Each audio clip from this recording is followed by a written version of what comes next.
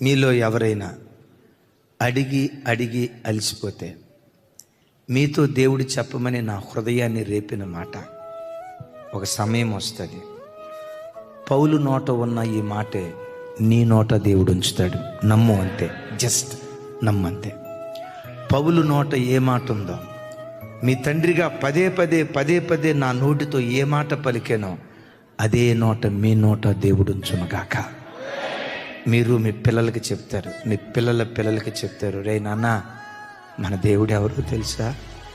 అడుగు వాటికంటే, ఊహించు వాటికంటే అత్యధికంగా కార్యాలు చేసేవాడురా. డాడీ నీకు ఎట్లా తెలుసు డాడీ? మమ్మీ నీకు ఎట్లా తెలుసు మమ్మీ?